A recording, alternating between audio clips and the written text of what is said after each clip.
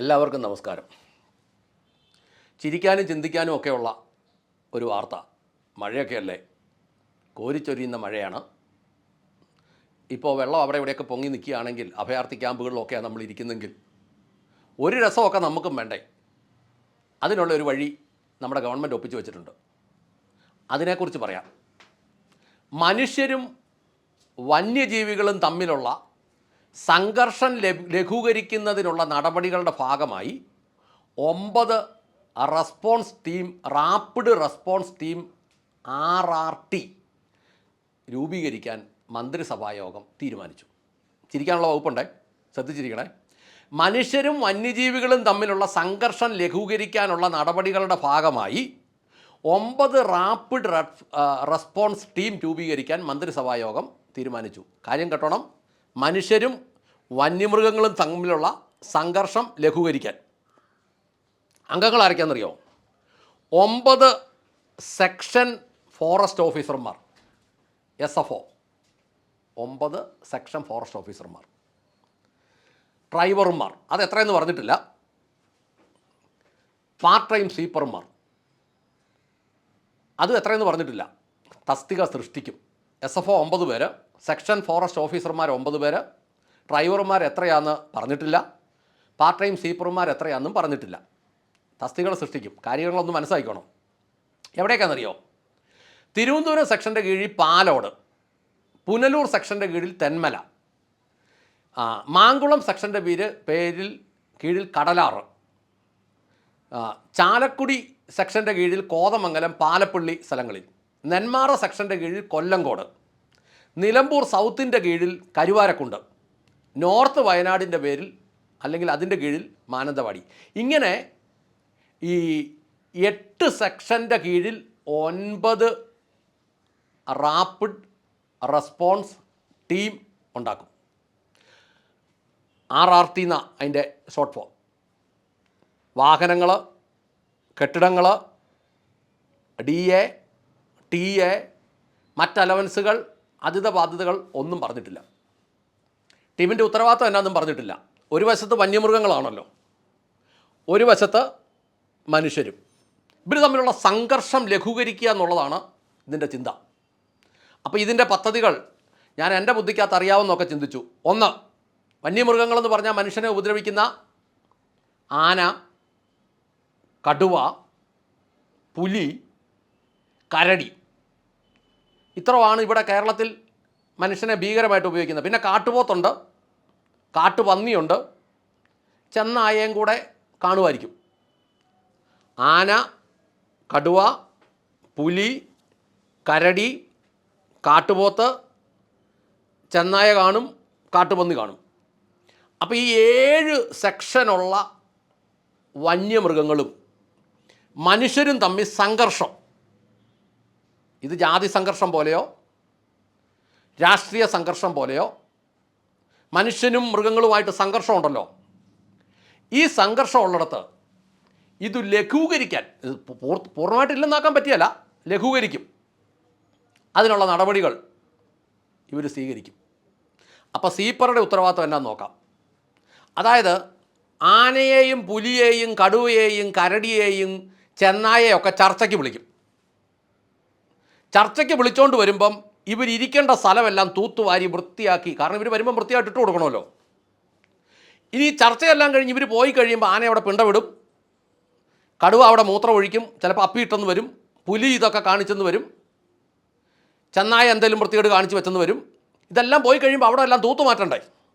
തൂത്തുമാറ്റാൻ വേണ്ടി സ്വീപ്പർമാർ തന്നെയല്ല. ഇവർ വന്നു കഴിയുമ്പോൾ ഇവർ വനത്തിൽ നിന്ന് വിശിഷ്ടാതിഥികളായിട്ട് വരുന്നവരല്ല. ഇവർക്ക് ഇരുന്ന് വളരെ രസകരമായിട്ട് ഇരിക്കത്തക്ക രീതിയിലുള്ള സംവിധാനം എല്ലാം തൂത്തുവാരി വൃത്തിയാക്കി നീറ്റ് ആൻഡ് ക്ലീൻ ഉള്ള സംവിധാനത്തിലെ ഈ ജീവികൾ ജീവിക്കുള്ളൂ. അല്ലെങ്കിൽ സംഘർഷം ഉണ്ടാകും. ഇനി ഡ്രൈവറുടെ ഉത്തരവാദിത്വം എന്നാ? ഇദ്ദേഹമായിരിക്കും അവിടെ ചെന്ന് ഇങ്ങനെയൊക്കെ വിളിച്ചുകൊണ്ട് വരുന്നത്. ആന, അരിക്കൊമ്പൻ, താങ്കളെ ഗവൺമെൻറ് ക്ഷണിക്കുന്നു, താങ്കളും ഇവിടുത്തെ ജനവുമായിട്ടുള്ള വിഷയം എന്ത്? പടയപ്പയെ വിളിക്കും. പടയപ്പ, താങ്കൾ ഇങ്ങോട്ട് വരൂ, താങ്കളും ഇവിടുത്തെ ജനവുമായിട്ടുള്ള വിഷയങ്ങൾ എന്ത്, നമുക്കതൊന്ന് പറഞ്ഞ് ചർച്ച ചെയ്ത് തീർക്കാം. വിളിച്ചുകൊണ്ട് വരാൻ ഡ്രൈവർമാർ. ഇനി അവസാനം 9 സെക്ഷൻ ഫോറസ്റ്റ് ഓഫീസർമാരുടെ ഉണ്ട്. ഫോറസ്റ്റ് ഓഫീസർമാർ, ഇവരുടെ ഉത്തരവാദിത്വം എന്താ? വിവിധ സെമിനാറുകൾ സംഘടിപ്പിക്കുക. ആർക്ക്? വന്യമൃഗങ്ങൾക്കും മനുഷ്യർക്കും. ഒരു വശത്ത് വന്യമൃഗങ്ങൾ ഇരിക്കുന്നു, ഒരു വശത്ത് പിന്നെ മനുഷ്യരിരിക്കുന്നു. സെമിനാറുകൾ, വിവിധ ക്ലാസ്സുകൾ, ഈ രണ്ട് കൂട്ടരുടെ മാനസിക ഉല്ലാസത്തിനുള്ള കലാപരിപാടികൾ, പിന്നെ ഈ വന്യമൃഗങ്ങൾക്ക് വിദഗ്ധമായ ഡോക്ടർമാരുടെ സെമിനാറുകൾ, കൗൺസിലിങ്ങുകൾ, ഡോക്ടർമാരുടെ ക്ലാസ്സുകൾ. നിങ്ങൾ എന്തുകൊണ്ട് വനത്തിൽ അതൃപ്തരാകുന്നു? ഇങ്ങനെയുള്ള കാര്യങ്ങളൊക്കെ നടത്താൻ വേണ്ടി ഒരു സെക്ഷൻ ഫോറസ്റ്റ് ഓഫീസർ ഉൾപ്പെടെ 9 പേരുടെ ഒരു റാപ്പിഡ് റെസ്പോൺസ് ടീം ഗവൺമെൻറ് രൂപീകരിച്ചിരിക്കുന്നു. സത്യം പറഞ്ഞ ഈ മലയാളിയെ എങ്ങനെ വേണേലും കളിപ്പിക്കാവുന്ന ഇവിടെയുള്ളവർക്ക് മനസ്സിലായി. ഇതിൻ്റെ ഉദ്ദേശം എന്നാണെന്നറിയാമോ? ഈ ഹരിതകർമ്മസേന ആരാന്നൊന്ന് നോക്കിക്കോ. വേസ്റ്റും കുപ്പിയൊക്കെ പറക്കുന്നെങ്കിലും അതിൻ്റെ അംഗങ്ങൾ ഏത് പാർട്ടിയുടെ അംഗങ്ങളാണെന്ന് നോക്കൂ. ഇതുപോലെ തന്നെ കുറേ ആളുകളെ തിരികെ കയറ്റാൻ ഗവൺമെൻറ് പ്ലാൻ ചെയ്തു.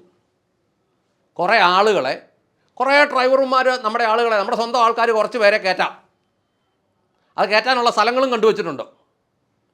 പാലോടും തെന്മലയും വണ്ടമ്പതാലിലും കടലൂരും കോതമംഗലത്തും കൊല്ലങ്കോടും കരുവാരുകുണ്ടും മാനന്തവാടിയിലും ഒക്കെ ഇതിനകത്ത് കയറ്റാനുള്ള സ്വന്തക്കാരെ ആരാന്നുള്ളത് തീരുമാനം എടുത്തിട്ടുണ്ട്.